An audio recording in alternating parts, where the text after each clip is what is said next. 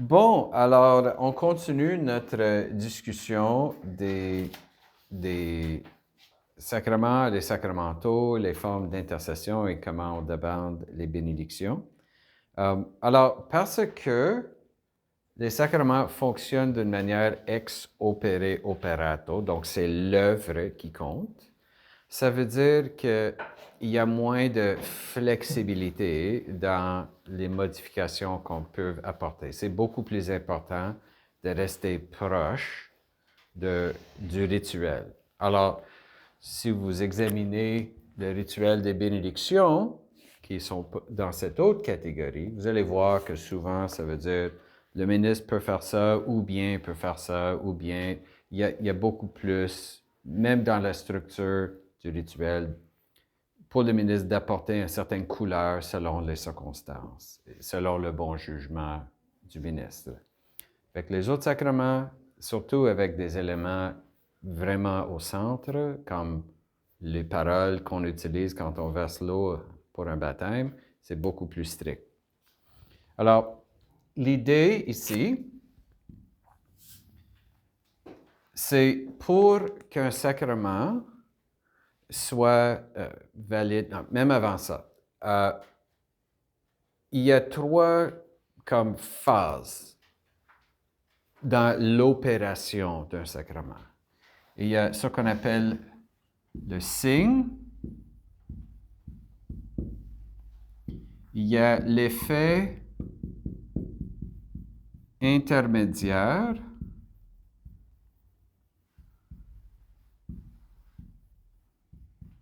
et il y a la grâce reçue.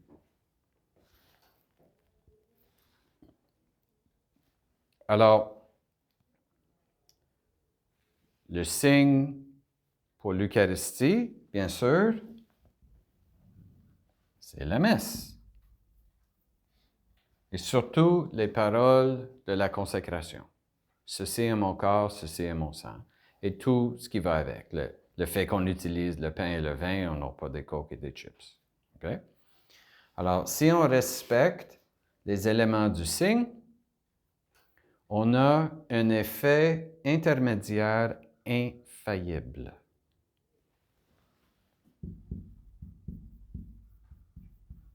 Donc, si on respecte les éléments de la validité du signe,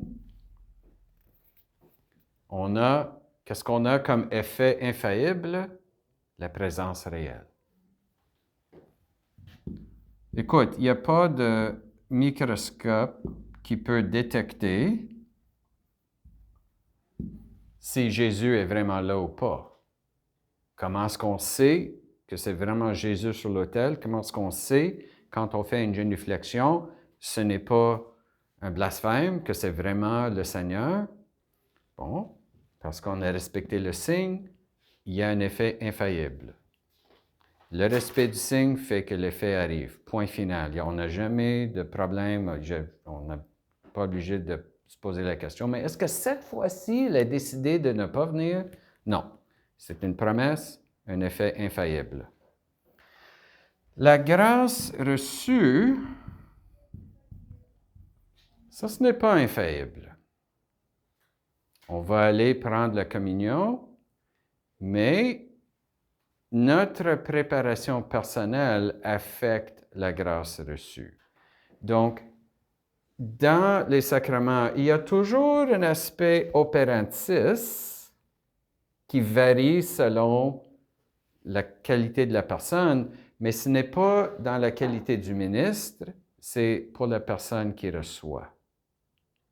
OK? Alors, la grâce reçue, c'est pas infaillible. C'est selon la personne. Alors, on amène un enfant pour être baptisé. On respecte les exigences du signe. L'enfant est baptisé. Point. Il y a un caractère invisible imprimé dans l'âme de la personne qui ne peut pas être effacé. la grâce principale du baptême, c'est bien sûr la présence de l'Esprit Saint dans l'âme de la personne, mais ça, ce n'est pas infaillible. Pour l'enfant, oui, parce que l'enfant ne peut pas résister. Mais si un jour on décide, tu sais, moi, là, je ne m'intéresse plus à être baptisé, ça ne m'intéresse plus. On ne peut pas revenir sur l'effet intermédiaire infaillible, mais on peut demander à l'Esprit Saint de quitter la place. Ça dépend de la volonté de la personne. Et n'oublions pas que la grâce se trouve dans tout le chronos. Donc, il faut toujours garder le désir d'avoir la présence de l'Esprit Saint en nous. On baptise les enfants, mais en élevant les enfants, en éduquant les enfants, l'idée, il faut communiquer aux jeunes enfants, tu sais, tu as l'Esprit Saint en toi. Ah oui? Qu'est-ce que ça fait? Qu'est-ce que ça change? Il faut les éduquer à avoir un dialogue avec l'Esprit Saint en eux. Alors, et de vouloir garder la présence de l'Esprit Saint en eux. Donc, ça, c'est la grâce reçue qui n'est pas infaillible. Ça peut varier, mais si on veut le renouveler, on a juste à revenir à l'effet intermédiaire infaillible. Tous les sacrements, les 7, ont ça. Donc, l'opérantis existe, mais ça existe ici. Operato, ça existe ici pour produire l'effet intermédiaire. Alors, la production d'effets intermédiaires, c'est operato. La réception de la grâce, c'est operantis. Pour les sacramentaux, il y a le signe et il y a la grâce finale. Il n'y a pas d'effet intermédiaire. Alors, on cherche qu'une médaille de la Sainte Vierge soit bénie. On fait la bénédiction, c'est béni. That's it. C'est quoi la grâce qu'on cherchait? La bénédiction de la médaille. La médaille est maintenant bénie. L'eau bénite, on veut que ça soit béni, on le bénisse, c'est béni. Qu'est-ce qu'on va faire avec? C'est ici, dans nos dévotions, comment on l'utilise. Mais c'est fait. C'est accompli. On n'a pas besoin d'un effet intermédiaire. Alors, ça, c'est la grosse différence. Et les signes pour les sacramentaux, comme j'ai dit, sont simples. Habituellement, sont très simples. Bénir une médaille. Oh, mon père, peux-tu bénir ça pour moi? Pour les diacres, il y a la possibilité de faire des bénédictions. Monsieur le diacre, peux-tu bénir mon chapelet? Oui, oui. Voilà, c'est béni. Bien sûr, si c'est la bénédiction d'une maison ou d'une école, ça prend un rituel un peu plus ample, mais souvent, les gens vont simplement dire, peux-tu venir bénir ma maison, apporte de l'eau bénite, puis bien sûr, on cherche quelque chose avec une certaine dignité, mais ça peut être très, très simple. Bénédiction d'une voiture. On amène la voiture à l'église, on va ensemble, on fait une courte prière, on utilise l'eau bénite, c'est béni. Alors ici, c'est beaucoup plus simple, beaucoup plus souple. Ici, parce que c'est operato, les éléments du signe sont plus stricts. Parce que c'est pas le prêtre qui baptise ou le ministre, c'est Jésus qui baptise. Donc, pour avoir cette confiance que c'est vraiment Jésus qui le fait, il faut respecter tous les éléments. C'est correct? Alors, comment est-ce qu'on sait, donc, si telle ou telle célébration d'un sacrement était vraiment valide ou pas? Comment mesurer la validité? Si c'est valide, on sait qu'il y a un effet intermédiaire infaillible. Donc, la question n'est pas ici, la question c'est comment est-ce qu'on sait que c'était valide? Ça prend, premièrement, chaque sacrement a un élément associé qu'on appelle la matière.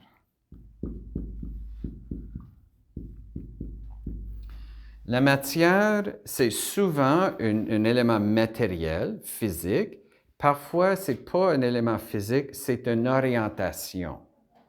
Je vais vous expliquer la différence. Mais peu importe, il y a un élément lié à on appelle ça la matière, lié à soit l'objet, la substance, ou une disposition d'une substance, habituellement une personne. Alors, il y a la matière qui est séparée en deux types. La matière éloignée et la matière proche. La matière éloignée, c'est souvent une substance et proche, c'est un geste. Pour le baptême, c'est quoi la matière éloignée? L'eau. OK. C'est quoi la matière proche? C'est quoi le geste associé à l'eau? L'eau sur la tête.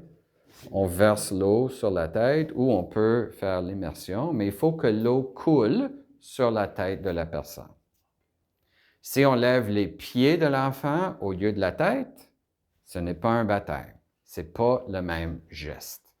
Alors, le simple fait d'avoir de l'eau, si on ne le verse pas, ça ne compte pas. Si ce n'est pas de l'eau, ça ne compte pas non plus. Imagine ça, on a eu la question posée au pape pendant le Moyen Âge, est-ce qu'on peut baptiser avec de la bière? Mais vous savez, dans beaucoup de sociétés, pendant les années, la bière était mieux que de l'eau. L'eau avait toujours des bactéries. Avec la bière, grâce à l'alcool, c'était plus pur. Il y avait moins de maladies associées. Alors, il y a des gens qui pensaient, ben, c'est peut-être mieux. Si c'est un signe de purification, on ne veut pas empoisonner avec de l'eau, alors on va baptiser avec de la bière. Ils ont écrit à Rome pour savoir est-ce qu'on peut faire ça. Probablement parce que quelqu'un le faisait. Puis un jour, l'évêque arrive et dit, « Tu fais quoi? » « Oui, mais voici mon argument. » « OK, fine, je vais écrire au pape pour savoir qu'est-ce qu'il pense. » Probablement à Rome, ils ont reçu ça, puis ils se sont dit, « Ils font quoi? Non, c'est pas... » Jésus était baptisé dans l'eau du Jourdain, pas la bière du Jourdain. Alors, non. Mais, par ailleurs, quand on commençait à avoir des naissances à l'hôpital dans un contexte plus, comment est-ce qu'on dit, le manque de microbes, là, stérile, un environnement plus stérile, il y avait la pratique de stériliser l'eau qu'on utiliserait pour aider les femmes dans l'accouchement. Et la question, c'était, en cas d'urgence, est-ce qu'on peut utiliser de l'eau stérilisée avec un produit chimique pour faire le baptême? La réponse était oui, ça a été stérilisé. C'est pas potable, on ne peut pas le boire, mais quand même, c'est valide. C'est pas de la bière, c'est de l'eau stérilisée. Est-ce qu'on peut utiliser l'eau salée de l'océan au lieu de l'eau douce d'une rivière? Ce sont toutes sortes de questions qui ont été posées. Est-ce qu'on peut, imagine ça, une question, est-ce qu'on peut utiliser la salive? La réponse est non pour la salive. Mais finalement, la question c'est, est-ce que c'est de l'eau? Si quelqu'un regarde ça et dit, hey, voilà de l'eau, on peut dire, hey, c'est pas de l'eau potable, il ne faut pas le boire. OK, mais est-ce que c'est de l'eau? Oui, c'est de l'eau, c'est de l'eau. Si quelqu'un, mais c'est pas de l'eau, c'est du jus. Bien sûr, il y a de l'eau dans le jus, mais spontanément, on dirait, mais c'est du jus. C'est pas de l'eau. Alors, il y a vraiment un peu le gros bon sens derrière ces choses. Comme quand j'ai mentionné la bière. Votre réaction? Quoi? T'es pas sérieux, monseigneur? Ben voilà. On peut créer un argument pour n'importe quoi et ça peut avoir l'air raisonnable, mais à certains moments, il faut dire, c'est pas de l'eau, c'est de la bière. Alors, le geste, la tête. Bon, si quelqu'un arrive et verse de l'eau sur la tête de quelqu'un, comment est-ce qu'on sait que c'est un baptême et non pas on lave la tête de quelqu'un?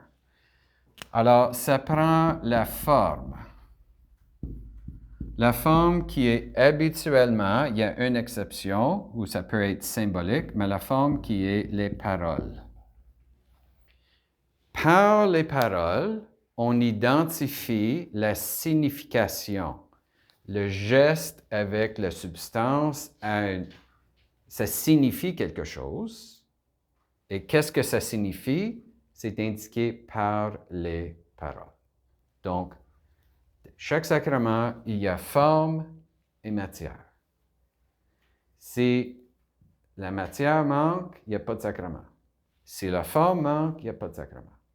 Écoute, c'est un rite. C'est donné par Jésus. C'est dans la tradition juive où l'objet, le monde matériel est important. Ça participe à la consécration de notre univers. OK. Matière, forme. Comme on a vu, ça prend une intention. Une intention positive de faire ce que l'Église fait. Alors, quelqu'un qui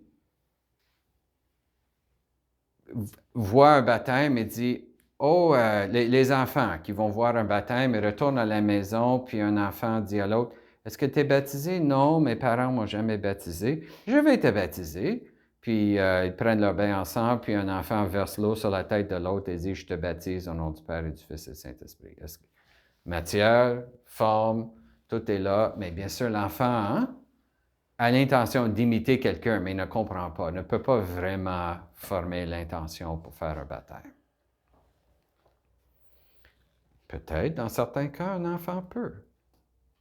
Si c'était une période de persécution, puis on savait que c'était important, puis un jeune de 10 ans, 12 ans qui dit, « Écoute, moi, j'ai été enseigné par le diacre de ma paroisse qui m'a expliqué tout ça. Je vois l'importance et je suis prêt à te baptiser. » Voilà.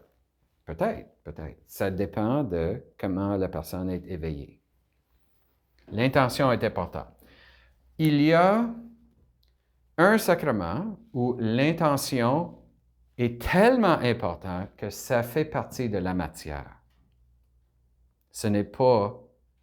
N'oublions pas, si l'intention n'est pas là parce que c'est secret, caché, ou le manque d'intention est secret, on vit le rituel et à point de vue de tous les autres, ça semble être normal. Donc, on peut dire ecclésia supplét, l'Église supplée. Avec une seule exception, si l'intention se trouve dans la matière, l'Église ne peut pas changer la matière. C'est le pain et le vin. Même le pape ne peut pas changer ça. C'est quoi le sacrement où l'intention se trouve dans la matière même? C'est le mariage.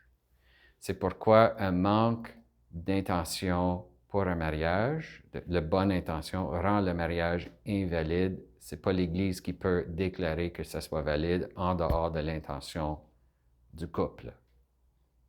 Ou les deux intentions. Les deux sont nécessaires. Finalement, il y a le ministre. Il faut avoir le bon ministre pour la validité.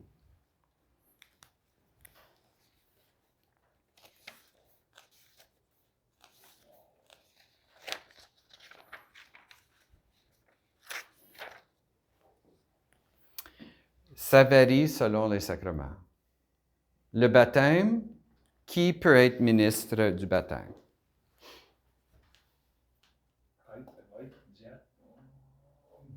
Un laïc? Tu as mentionné tantôt une sœur qui avait baptisé. Les laïcs peuvent baptiser validement. Même une personne non baptisée peut baptiser validement. Deux catéchumènes qui se trouvent en prison. La journée avant leur exécution, un gardien à la prison qui est quand même un chrétien secret dit « Voici une bouteille d'eau. » Un catéchumène peut baptiser l'autre, et l'autre, maintenant baptisé, peut baptiser le premier. Le baptême, on dit que le baptême est un sacrement nécessaire pour le salut. Donc, le chronos du baptême, c'est le chronos du salut. Donc, bien sûr, on veut que les gens puissent participer à ça, n'importe qui. C'est là où on distingue dans les ministres entre le ministre ordinaire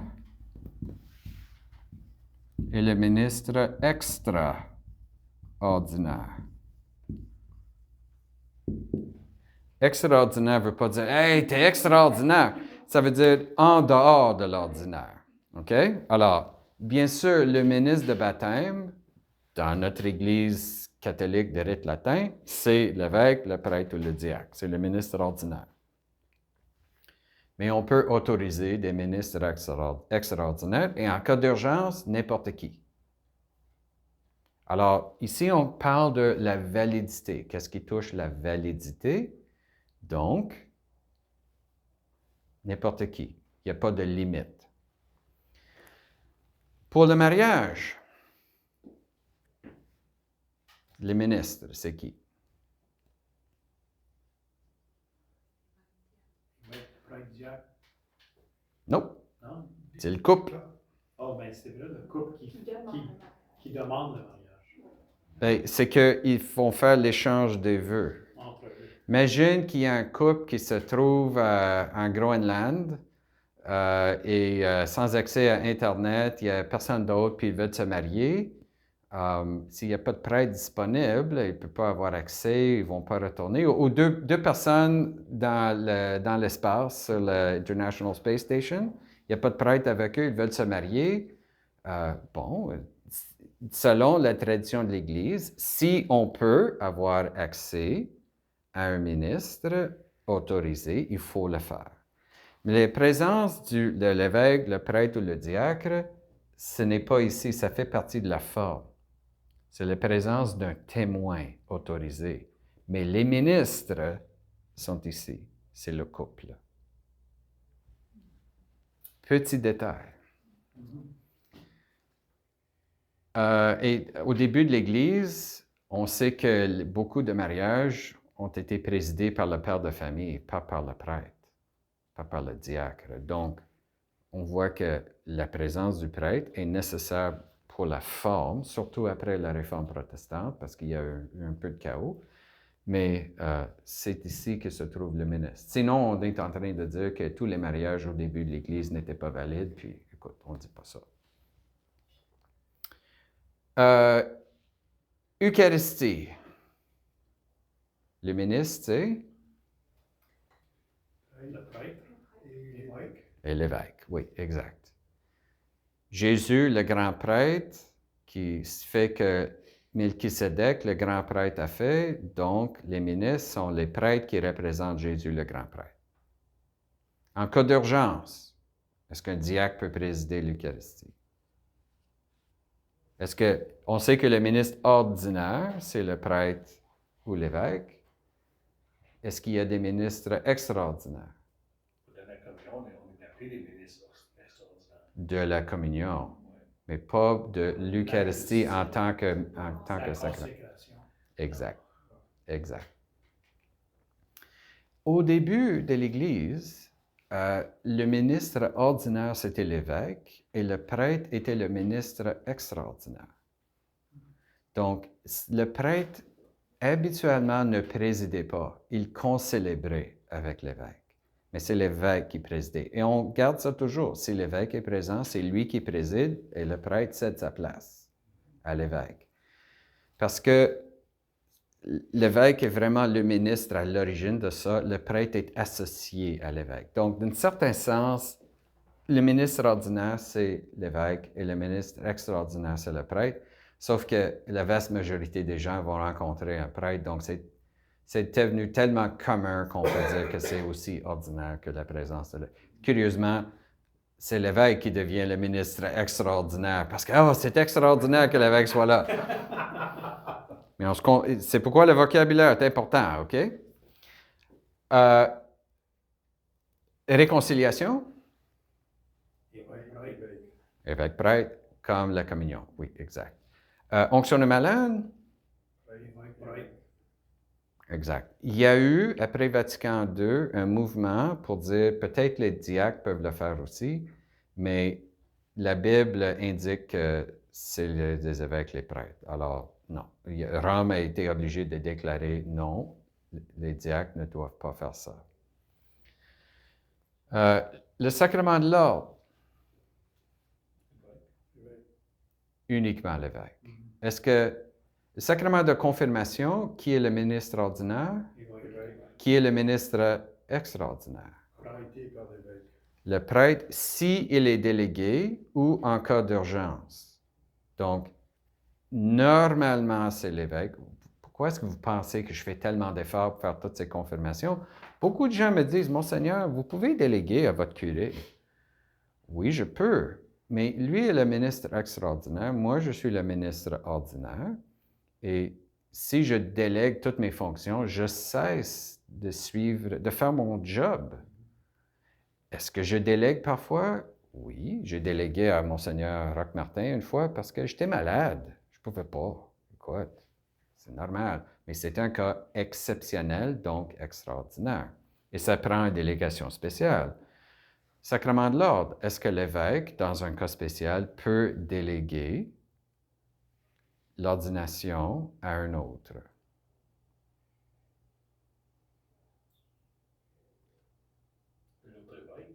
Un autre évêque. C'est intéressant, c'est que le ministre du sacrement de l'ordre, c'est l'évêque du lieu. C'est l'évêque responsable du futur ministre.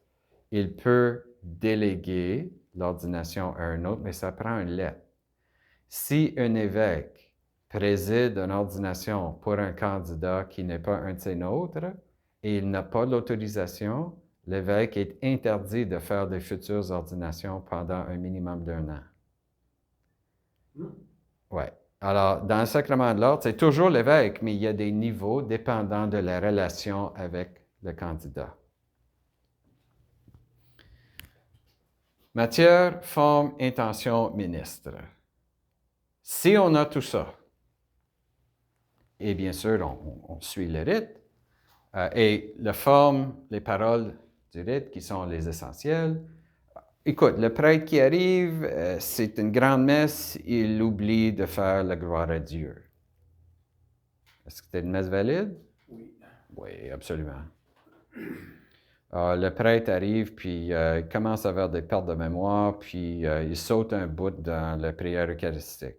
Est-ce que c'est toujours valide?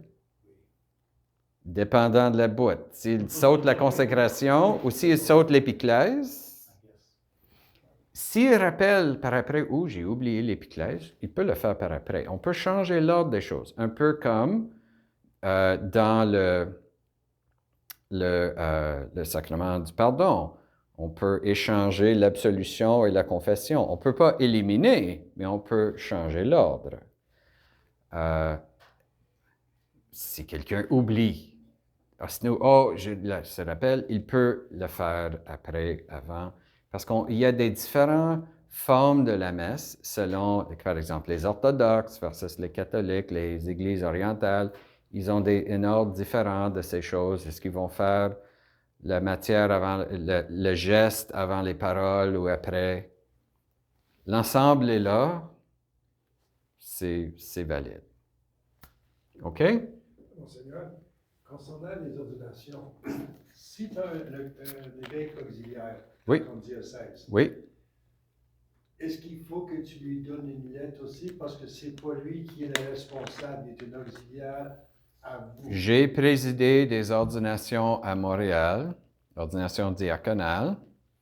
J'ai toujours eu une délégation de l'évêque, l'archevêque diocésain, parce que sinon, j'aurais été interdit de faire de futures ordinations pendant un minimum d'1 an. Parce que tu n'es pas comme auxiliaire, tu n'es pas responsable de... Mon autorité est une autorité dérivée de son autorité. Alors, il aurait pu probablement me déléguer une faculté permanente de le faire, mais normalement, dans le droit canonique, ça dit que ça prend une lettre spéciale d'autorisation. Encore une fois, c'est pour éviter qu'un candidat dit « Moi, je suis candidat pour Montréal. L'évêque de Montréal n'est pas sûr qu'il veut m'ordonner tout de suite. Alors, je vais chercher mon cousin qui est évêque de m'ordonner, puis je vais arriver pour me présenter à l'évêque de Montréal pour dire « Me voici, je suis maintenant ordonné. » Ça s'est arrivé dans l'histoire du jurisdiction shopping. Alors, on a ça. le principe de l'incardination. On est associé à un diocèse ou à une communauté religieuse afin d'éviter des choses bizarres comme ça. Les gros centres avec des archevêques et des cardinaux, c'est encore ton diocèse comme évêque? Le point, c'est le diocèse. Ils peuvent venir participer, regarder, et c'est extraordinaire, ça. OK. Oui, oui. Écoute, parfois, je faisais une ordination, mais il y avait un autre évêque. Bon, si vous êtes ordonné un jour, puis on invite Monseigneur Bourgon ou Monseigneur Cawley, deux évêques à la retraite qui habitent dans notre diocèse, à venir. Très bien, ils peuvent venir. Je peux même les déléguer pour le faire si je tombe malade. C'est correct, c'est possible. Mais normalement, c'est moi qui dois le faire parce que je suis l'évêque du lieu. Je suis le garant de cette unité. Comme j'ai dit, il y a quelques exceptions dans ça, pas des exceptions, mais des manières d'interpréter. Comme pour le sacrement de réconciliation, c'est quoi la matière?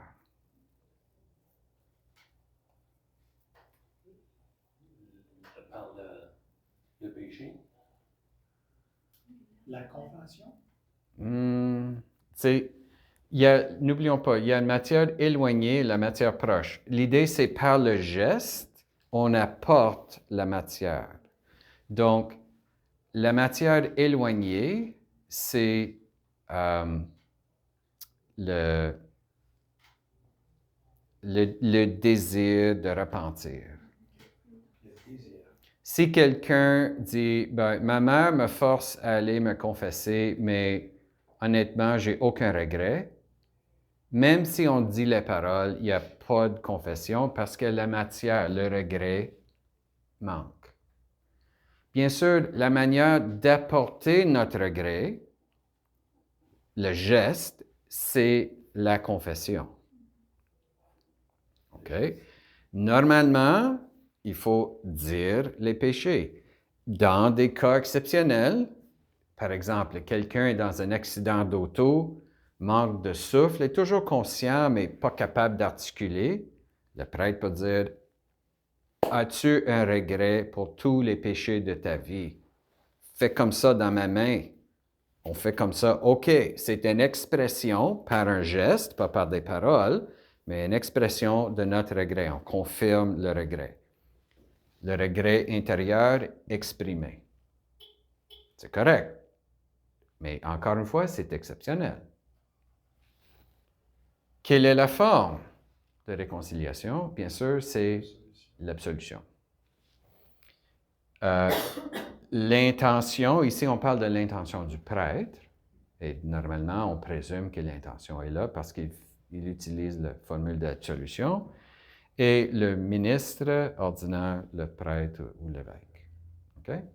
Le mariage, alors je parle de réconciliation parce qu'il n'y a pas de matière en termes de substance, mais quand même, il y a quelque chose qu'on apporte, notre regret.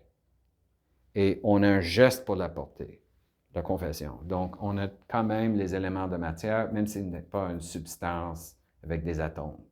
Est-ce que l'acte de contrition tomberait dans la matière, dans le processus du chronos par après? L'acte de contrition est bon parce que c'est une manière de dire officiellement qu'on a ce regret, d'exprimer. Parce que si quelqu'un arrive et dit bénis-moi mon Père, voici mes péchés, X, Y, Z. C'est très bien, il a dit, fait le vœu de ses péchés, mais comme prêtre, je me pose la question, mais est-ce que tu les regrettes? Parce que je veux savoir que l'autre. Alors, l'acte de contrition, c'est une manière d'exprimer le regret. Comment est-ce que ça commence? Mon Dieu, j'ai un extrême regret de t'avoir offensé. Ben, voilà, c'est l'expression du regret. C'est une confirmation orale de ce regret. Mais parfois, quelqu'un arrive au confessionnal et est en train de pleurer et dit « Oh, mon Père, j'ai fait quelque chose tellement croche, tu ne peux pas croire. Moi, je ne peux pas croire que j'ai fait ça. Si j'avais la possibilité, je reviendrai en arrière pour le changer, mais je ne peux pas, je l'ai fait. » Puis, on voit le regret. On n'a pas besoin. Et maintenant, ton acte de contrition, toute la contrition a été exprimée. Donc, la matière est là. On a la confiance que la matière est là. Le mariage, c'est quoi la matière éloignée?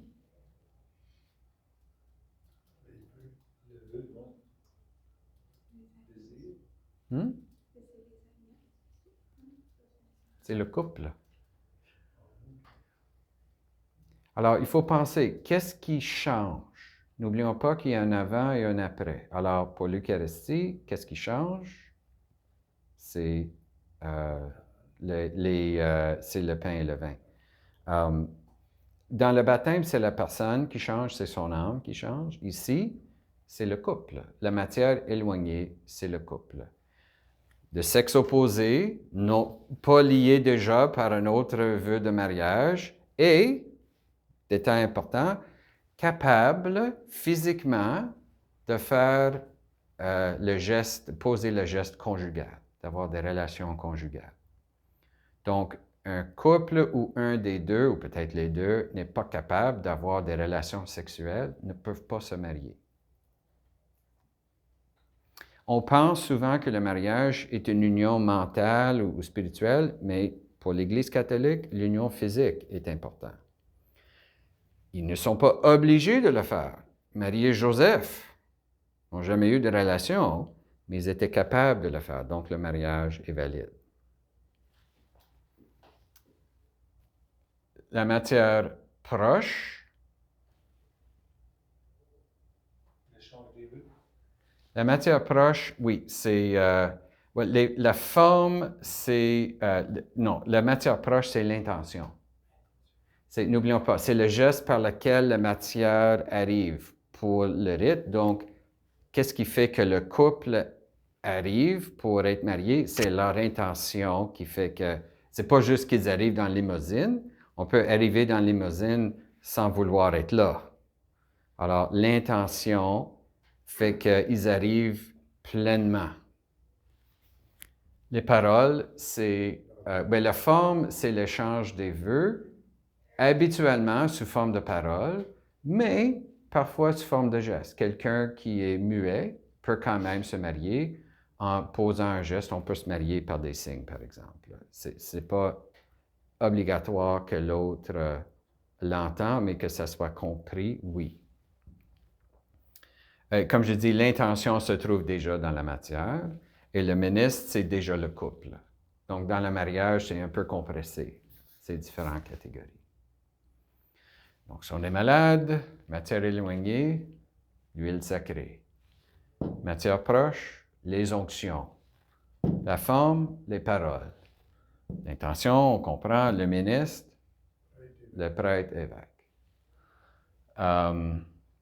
Confirmation, l'huile sacrée, l'onction, parole. L'intention est là, ministre, ordinaire, extérieur, prêtre ou évêque. Alors, on voit la même structure pour tous les sacrements. Alors, j'ai mentionné que lors d'un sacrement, parfois, parce qu'ici on parle des 7, est-ce que je peux effacer ça?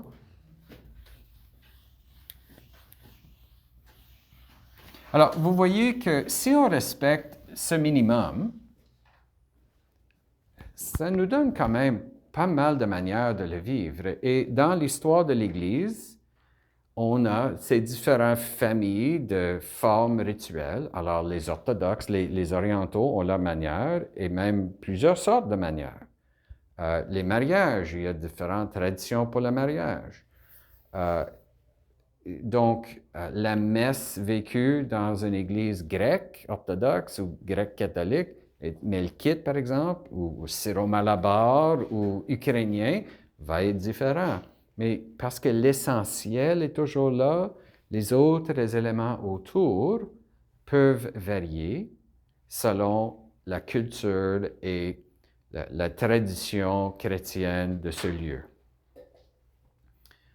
Parfois, les gens vont arriver dans une église d'un autre rite, puis ils vont dire, mais pourquoi est-ce qu'ils ne font pas comme nous? Bien, c'est parce qu'ils sont différents. Si l'essentiel est là, L'avantage d'avoir un essentiel bien défini, c'est que après, ça laisse la possibilité à une implantation dans la culture locale, ça laisse la possibilité de vivre des éléments connexes, un peu différents, pour faire sortir telle ou telle signification importante pour telle ou telle culture. Très important. Un grand avantage pour l'effort missionnaire. On n'est pas lié d'une manière exactement. Il n'y a aucune messe célébrée dans le monde aujourd'hui qui est exactement comme Jésus l'a fait à la dernière scène. Alors, comment ça se fait que les messes sont valides si ce n'est pas une répétition exacte dans les paroles araméennes de Jésus? C'est parce que on garde ces éléments essentiels, c'est Jésus qui préside. Si on fait tout ça, le signe est fait, on peut garantir que l'effet est là, et ça nous donne la possibilité d'avoir toutes sortes de choses, même, par exemple, des modifications après Vatican II. On peut ajuster, mais n'oublions pas, c'est l'Église qui ajuste. Ce n'est pas le ministre, sauf si, dans le texte, ça dit le ministre peut faire ça ou peut faire ça. J'ai utilisé l'expression rubrique avant. Est-ce que vous savez c'est quoi les rubriques? C'est quoi ce mot veut dire?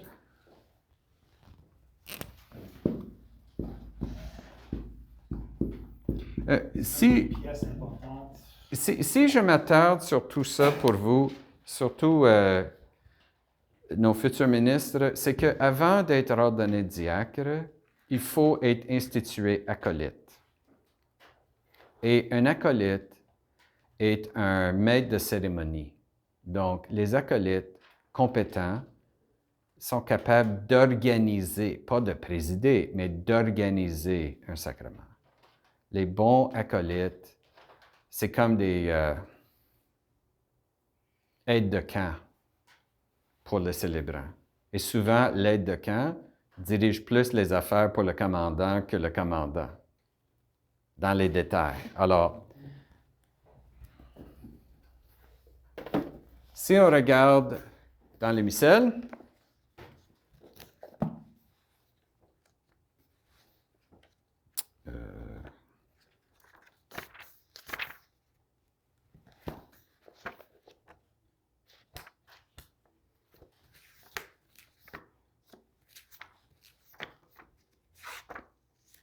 non, je ne veux pas ça.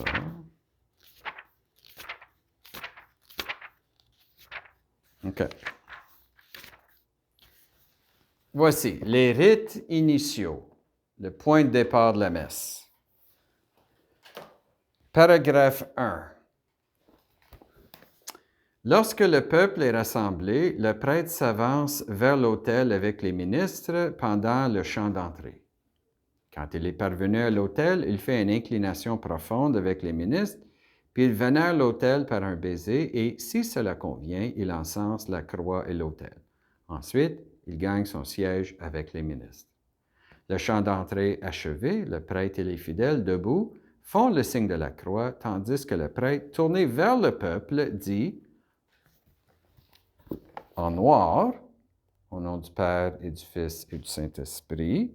Le peuple répond en rouge, ça dit Amen en noir. Rubrique vient du mot latin rubris, qui veut dire rouge. La partie en rouge, c'est la partie qui dit quoi faire. La partie en noir, c'est la partie qui dit quoi dire. Alors, les rubriques, c'est la partie qui dit quoi faire. Quand on dit des choses comme « il faut suivre les rubriques », ça veut dire « il faut suivre le rouge ». Ça donne naissance à une expression en anglais « say the black, do the red ». Dis le noir, fais le rouge. Et parfois, puis les mains étendues, le prêtre salue le peuple en utilisant l'une des trois formules suivantes. Ça donne un choix. Merveilleux. Alors, on peut choisir, il y a une flexibilité, mais on n'invente pas un 4e ou un 5e ou un 6e. Il y a même une de ces formules où bien, la grâce de Jésus, le Christ, notre Seigneur, l'amour de Dieu le Père, la communion de l'Esprit Saint soit toujours avec nous. C'est possibilité numéro 1. Que la grâce et la paix de Jésus, notre Père, et du Seigneur Jésus, le Christ, soient toujours avec vous. C'est possibilité numéro 2. Possibilité numéro 3, le Seigneur soit avec vous.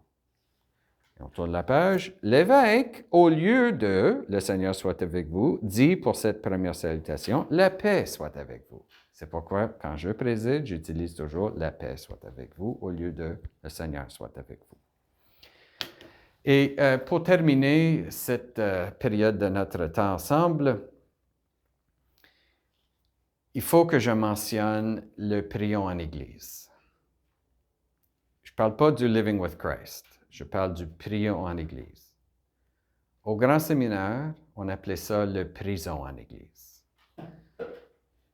Parce que dans le Living with Christ en anglais, ça donne les options. Avec le prion, les rédacteurs vont faire le choix pour le prêtre. Donc, le ministre qui préside est un peu pris avec les choix d'un autre. Si on a le livre sur l'autel, bon, on peut laisser tomber le prion. Et quand moi je préside, je ne me sens pas emprisonné. Mais je me souviens le nombre de fois où quelqu'un des fidèles vient me voir pour dire « Bon Seigneur, pourquoi est-ce que tu n'as pas utilisé la parole du prion? » Je dis « Mais je ne suis pas obligé. C'est un choix qu'ils ont fait, mais moi j'ai décidé de faire autre choix. » Oui, mais si c'est le cas, pourquoi est-ce qu'on paye pour ça? Alors, ça veut dire que parce qu'on a payé pour le prion, il faut absolument l'utiliser. Vous voyez le problème. Et la difficulté, c'est que les gens deviennent tellement habitués à utiliser le prion au lieu de ça, que les rédacteurs, parfois, changent les mots. Alors, voici parmi vos devoirs. Prenez un prion et comparez les rites initiaux avec les rites initiaux proposés dans le prion. Là où ça dit, dans le missel, le prêtre utilise la formule suivante versus le prêtre peut utiliser ses mots ou peut utiliser ses propres mots. Bien sûr, s'il peut utiliser ses propres mots, bon, le prêtre peut dire autre chose, ou le diacre. Mais quand ça dit « voici ce qu'il faut dire », et le prion propose autre chose, il faut dire que les rédacteurs du prion, j'ai jamais vu les rédacteurs changer les prières essentielles ou les prières super importantes. J'ai jamais vu de modification de la prière eucharistique, par exemple. Mais ça me laisse personnellement inconfortable, et beaucoup des évêques. Et je sais que plusieurs évêques ont demandé à la compagnie qui publie le prion, « S'il vous plaît, cessez de faire ça, on veut utiliser le texte que nous avons. » Parfois, la gloire à Dieu. Ils vont mettre un gloire à Dieu avec la musique, mais les paroles ne sont pas exactement les paroles de la gloire à Dieu. Alors, ça se ressemble, c'est sûr que c'est inspiré d'eux, mais ce n'est pas la gloire à Dieu. Et Rome a clarifié qu'il ne faut jamais substituer la gloire à Dieu avec un autre chant. Donc, on se trouve avec une situation où les pauvres chorales vont dire, bien, le prion nous propose ça, c'est ça ce qu'on va chanter. Monsieur l'abbé, qui êtes-vous pour nous dire, on aime ce chant-là? On se trouve dans des batailles inutiles. Alors, moi, comme évêque, parce que quand moi je préside, il faut que je montre un bon exemple. Parfois, j'utilise le prion et parfois, je vais dire non, j'utilise ça.